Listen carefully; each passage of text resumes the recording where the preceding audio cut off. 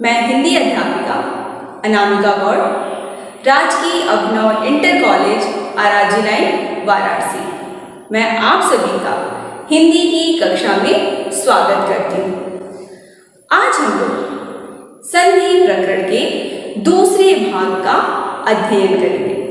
संधि प्रकरण के दूसरे भाग के अंतर्गत आज यण संधि का विस्तृत रूप से अध्ययन करेंगे। तो पाठ को प्रारंभ करने से पहले आइए आज की कक्षा के चर्चा के कौन कौन से बिंदु हैं उसको संक्षेप में हम लोग जान लेते हैं। ये है पाठ की रूपरेखा। तो आइए हम लोग पाठ का प्रारंभ करने से पहले आज की कक्षा के मुख्य बिंदुओं पर चर्चा कर लेते हैं। सर्वप्रथम हम लोग पिछली कक्षा में पढ़े हुए विषय वस्तु को संक्षेप में पढ़ेंगे, उसका सारांश जानेंगे। दूसरा, यण संधि का अर्थ एवं उसके सूत्र की व्याख्या पढ़ेंगे। तीसरा, यण संधि की सोदाहरण परिभाषा पढ़ेंगे। चौथा, यण संधि के नियम की सोदाहरण व्याख्या पढ़ेंगे। और अंत में आप सभी को गृह कार्य दिया जाएगा जिसे आप सभी लोग करेंगे। यण संधि का अध्ययन करने से पहले पूर्व की कक्षा में पढ़े हुए विषय वस्तु को हम संक्षेप में जान लेते हैं। तो पिछली कक्षा में आप लोग व्याकरण का महत्व, संधि का अर्थ और उसकी सोदाहरण परिभाषा, उसके बाद वृद्धि संधि की विस्तृत व्याख्या हम लोगों ने पढ़ा। आज हम लोग यण संधि का विस्तृत रूप में अध्ययन करेंगे। तो आइए हम लोग पढ़ते हैं यण संधि। बच्चों, आज का हमारा मुख्य प्रकरण है यण संधि। तो आइए पाठ का प्रारंभ करते हैं और पढ़ते हैं कि यण संधि के सूत्र क्या हैं, उसकी क्या परिभाषा है और उसके कौन कौन से नियम हैं। इन सब बिंदुओं पर विस्तृत चर्चा आज की कक्षा में की जाएगी। सूत्र है इको यणचि। जब हम इस सूत्र का संधि विच्छेद करेंगे तो क्या होगा? इकः धन यण धन अचि। सूत्र है इको यणचि। इसका अर्थ है कि इक के बाद यदि कोई अच हो तो उसके स्थान पर, किसके स्थान पर? इक के स्थान पर यण हो जाता है। इस सूत्र के अनुसार इक के स्थान पर यण हो जाता है कब? अच के होने पर। तो ये इक क्या है, अच क्या है और यण क्या है, इसके बारे में जानना आवश्यक है। तो आइए हम लोग जानते हैं इक, यण और अच के विषय में। इक और यण ये दोनों प्रत्याहार हैं। इक प्रत्याहार और यण प्रत्याहार। तो अगर इक के स्थान पे यण होता है तो हमें यह भी जानना आवश्यक है कि इक प्रत्याहार में कौन कौन से वर्ड आते हैं और यण प्रत्याहार में कौन कौन से वर्ड आते हैं। तो आइए देखते हैं कि इक और यण प्रत्याहार में आने वाले वर्ड कौन कौन से हैं। इक प्रत्याहार के अंतर्गत इ, उ, री, री ये 4 वर्ड आते हैं। इसी तरह यण प्रत्याहार के अंतर्गत य, व, र, ल ये 4 वर्ड होते हैं। अच का अर्थ होता है स्वर। संस्कृत व्याकरण में स्वर को अच कहते हैं और व्यंजन को हल कहते हैं। अर्थात अच का अर्थ होता है स्वर और हल का अर्थ होता है व्यंजन। हम लोगों ने अभी पढ़ा कि इक के स्थान पे यड़ हो जाता है। यड़ संधि में यही होता है ना। इको यड़ची जो सूत्र है वो क्या कहता है? इक के स्थान पे यड़ हो जाए यदि इक के बाद कोई अच आए तो। यड़ संधि में सूत्र के अनुसार इक के स्थान पर यड़ कैसे होता है, आइए इसे हम और सरलता से समझें। इक और यड़ प्रत्याहार के अंतर्गत आने वाले वर्डों को आप स्क्रीन पर देख ही रहे हैं। तो इक के बाद यदि कोई अच आए तो ई के स्थान पर य, ऊ के स्थान पे व, री के स्थान पे र और री के स्थान पे ल हो जाता है। तो आप लोग अब अच्छे से समझ गए होंगे। अब पढ़ते हैं यड़ संधि की परिभाषा। परिभाषा है, यदि इ, उ, री, री ह्रस्व या दीर्घ के बाद असमान स्वर आते हैं तो उनके स्थान पर क्रमशः य, व, र, ल हो जाता है। उदाहरण देखिए। उदाहरण है इति, धन, आदि बराबर इत्यादि। आप देख रहे हैं कि इति शब्द के अंत में क्या है? ई, और आदि शब्द के प्रारंभ में क्या है? आ।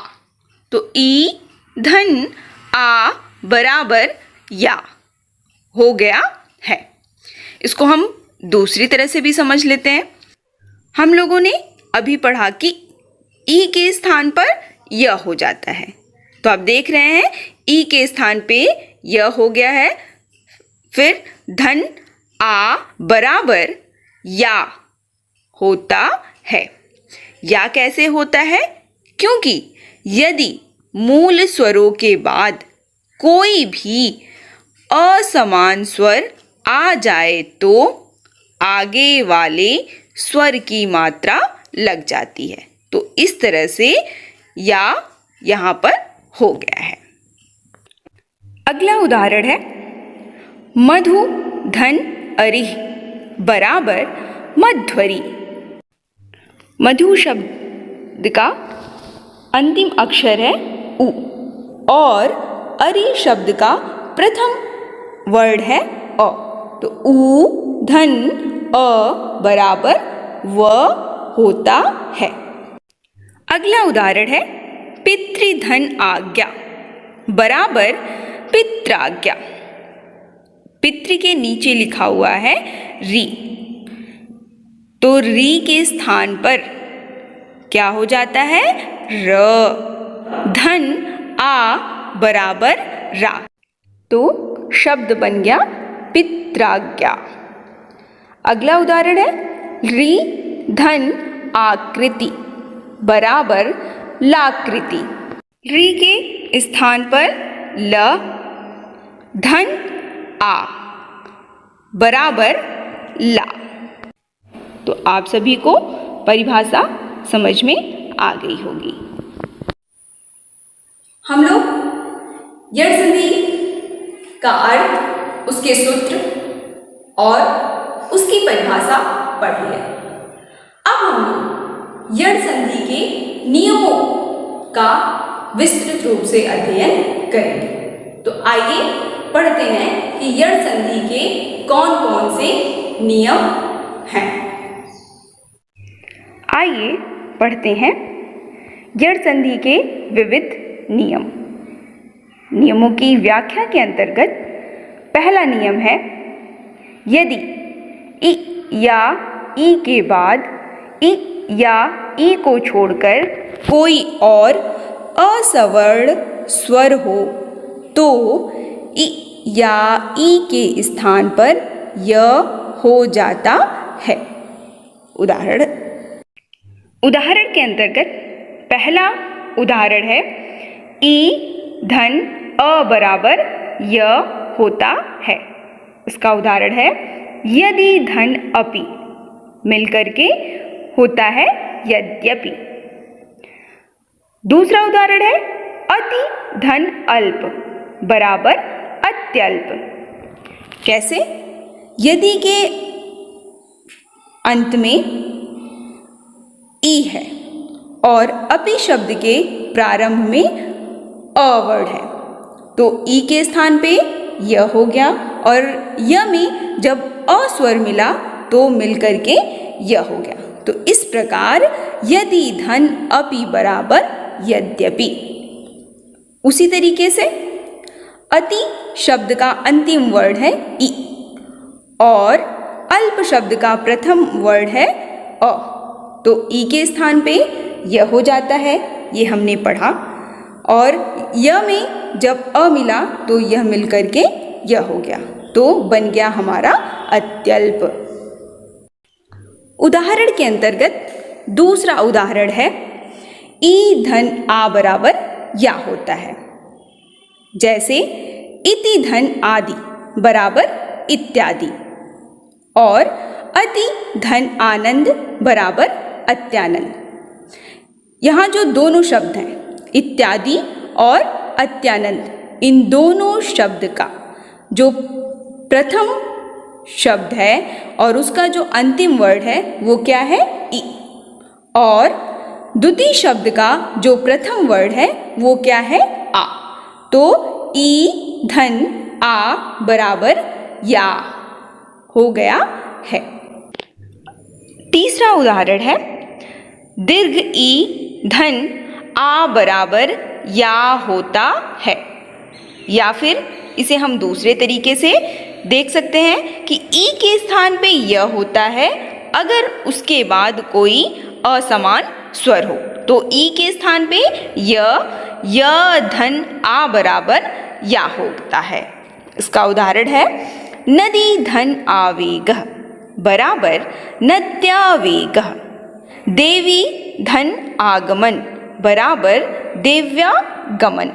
इन दोनों उदाहरणों में नद्यावेगः और देव्यागमन, इन दोनों शब्दों का जो प्रथम शब्द है और प्रथम शब्द का जो अंतिम वर्ड है वो क्या है दीर्घ ई और द्वितीय शब्द का जो प्रथम वर्ड है वो क्या है आ।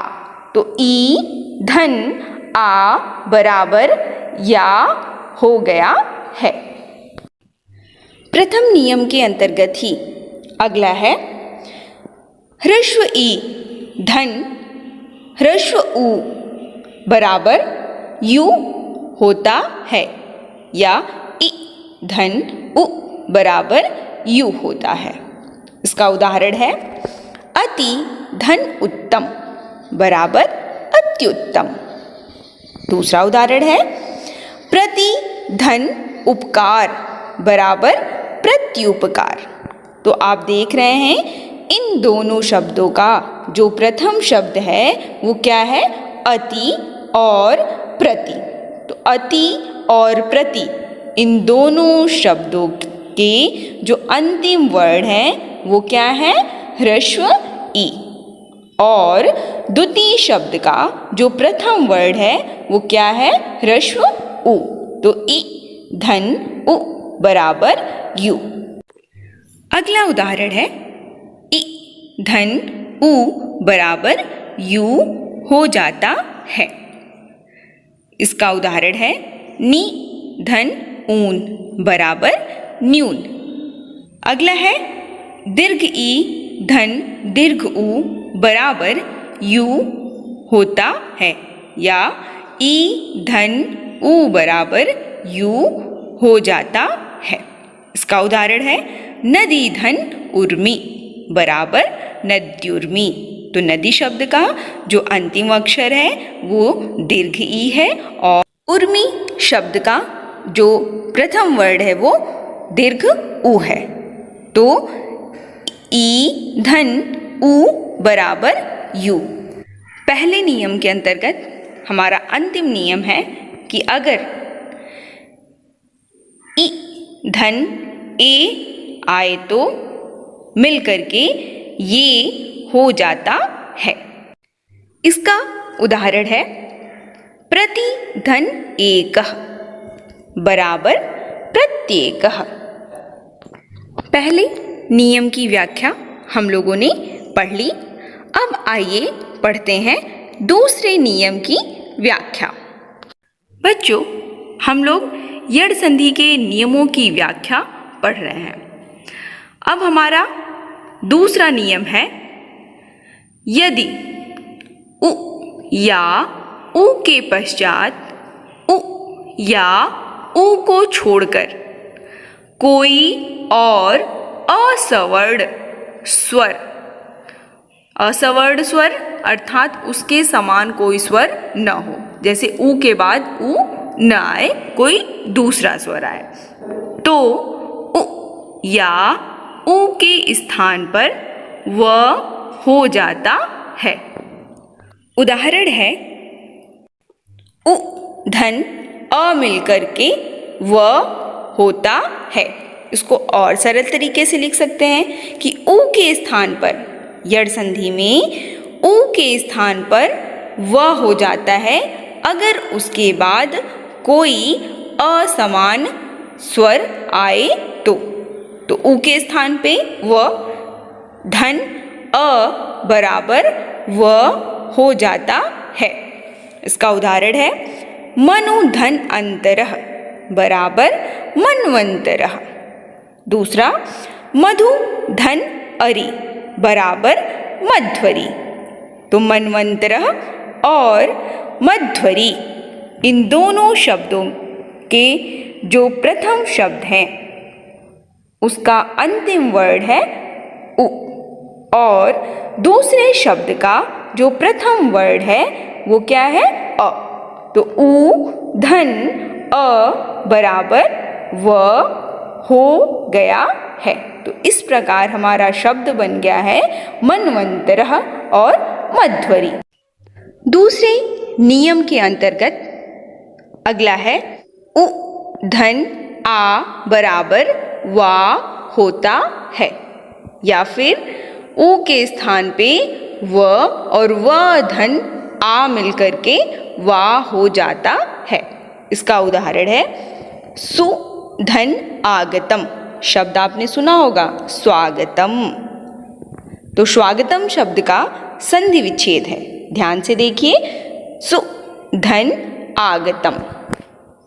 तो सु शब्द का जो अंतिम वर्ड है वो ह्रस्व उ है, और आगतम शब्द का जो प्रथम वर्ड है वो आ है। तो उ के स्थान पे क्या हो जाएगा, व। और वा कैसे आया, क्योंकि व में आ मिला। तो उ धन आ बराबर वा। अगला उदाहरण है गुरु धन आदेश बराबर गुर्वादेश। अगला है उ धन ए बराबर वे हो जाता है।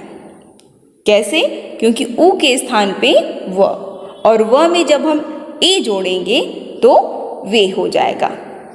इसका उदाहरण है अनु धन एषणम बराबर अन्वेषणम। तो आप यहाँ पे देख रहे हैं कि अनु शब्द का जो अंतिम वर्ड है, अंतिम अक्षर है वो ह्रस्व उ है, और एषणम शब्द का जो प्रथम वर्ड है वो ए है। तो उ धन ए बराबर वे होता है। दूसरे नियम के अंतर्गत अंतिम नियम है यदि दीर्घ उ, इसके पहले हम लोग ध्यान दीजिएगा ह्रस्व उ का उदाहरण पढ़ रहे थे। अब यदि दीर्घ उ के बाद आ आए तो मिल करके वा हो जाता है, या फिर हम कहें कि यड़ संधि में ऊ के स्थान पे व हो जाता है, चाहे ह्रस्व ऊ हो या फिर दीर्घ ऊ हो, दोनों के स्थान पे व हो जाता है अगर उसके बाद कोई असमान स्वर आता है तो। इसका उदाहरण है वधु धन आगमनम बराबर वध्वागमनम। दूसरा उदाहरण है भू धन आदि बराबर भ्वादि। इन दोनों शब्दों का वध्वागमनम और भ्वादि, इन दोनों शब्दों के प्रथम शब्द का जो अंतिम वर्ण है वो दीर्घ ऊ है और द्वितीय शब्द का जो प्रथम वर्ण है वो आ है। तो ऊ धन आ बराबर वा हो गया है। यड़ संधि के नियमों की व्याख्या के अंतर्गत हमारा तीसरा नियम है, यदि री के पश्चात कोई असमान स्वर आए तो री के स्थान पर र हो जाता है। उदाहरण है, उदाहरण में भी पहला है कि अगर री के पश्चात अ आए तो री धन अ बराबर र हो जाता है। इसका उदाहरण देखिए, पितृ धन अनुमति बराबर पितृनुमति। अगला है, यदि री के पश्चात आ आए तो री धन आ बराबर रा हो जाता है, यानी री के स्थान पे र और र धन आ मिलकर के रा हो जाता है। इसका उदाहरण है मातृधन आज्ञा बराबर मात्राज्ञा। दूसरा, पितृ धन आकृति बराबर पित्राकृति। तो मातृ और पितृ शब्द का जो अंतिम वर्ण है वो री है और आज्ञा और आकृति शब्द का जो प्रथम वर्ण है वो आ है। तो री के स्थान पे र, फिर र धन आ बराबर रा।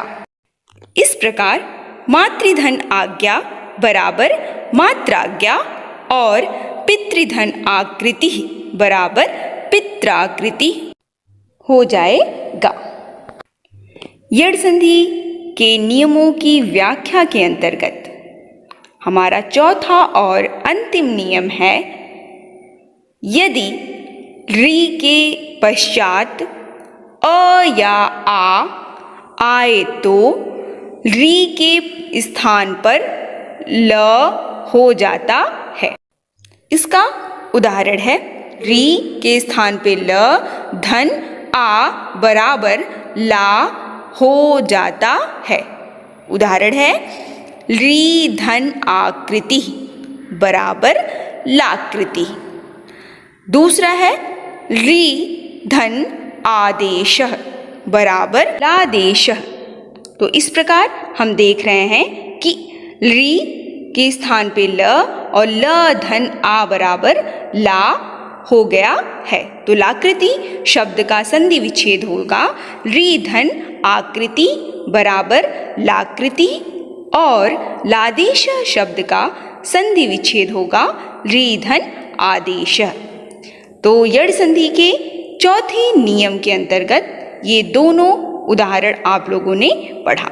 परीक्षा में ये दोनों उदाहरण पूछे जाते हैं तो आप लोग इसे याद रखेंगे।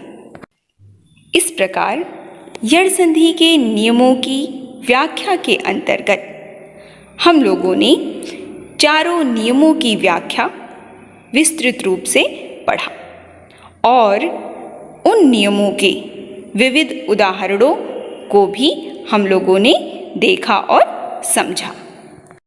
आप सभी लोग इन नियमों और उदाहरणों को याद रखेंगे। आज की कक्षा में आपको जो पढ़ाया गया है उसके आधार पे अब अंत में आपको गृह कार्य दिया जा रहा है जिसे आप सभी करेंगे। पहला है यड़ संधि की सोदाहरण परिभाषा लिखिए। सोदाहरण का अर्थ होता है उदाहरण सहित। यड़ संधि की परिभाषा आप लोगों ने पढ़ी है, उस परिभाषा को आप लोग लिखेंगे उदाहरण के साथ। दूसरा प्रश्न है, इक और यड़ प्रत्याहार के अंतर्गत आने वाले वर्णों को लिखिए। एक प्रत्याहार के अंतर्गत कौन कौन से वर्ड आते हैं वो आपने पढ़ा, और यड़ प्रत्याहार के अंतर्गत कौन कौन से वर्ड आते हैं ये भी आपने पढ़ा। तो इक और यड़ प्रत्याहार के अंतर्गत आने वाले वर्णों को आप लिखेंगे। तीसरा प्रश्न है, निम्नलिखित शब्दों में संधि विच्छेद कीजिए। शब्द हैं गुर्वाज्ञा, नद्यावेगः, अभ्युदयः और इत्यत्र। इन सभी शब्दों में आप संधि विच्छेद करेंगे। चौथा और अंतिम प्रश्न है, निम्नलिखित शब्दों में संधि कीजिए।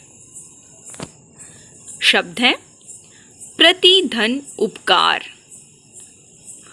दूसरा शब्द है सुधि धन उपास्य, तीसरा शब्द है भातृधन आदेश और चौथा शब्द है लघुधन आदाय।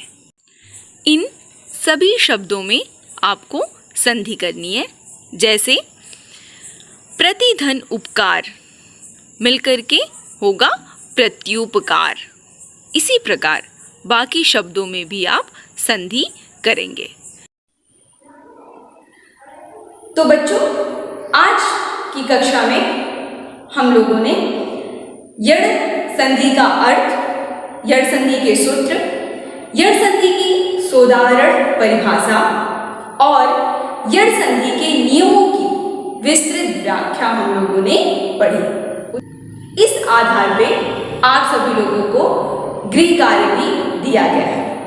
उम्मीद करती हूँ कि आप सभी लोग दिए गए गृह कार्य को अच्छे से कर लेंगे और आज की कक्षा में जो आपको पढ़ाया गया है, समझाया गया है, वह आपको अच्छे से समझ में आ गया होगा। आप सभी लोग दिए गए गृह कार्य को अच्छे से कर लेंगे, यह मुझे पूरा भरोसा है। आज की कक्षा यहीं पे समाप्त होती है। धन्यवाद।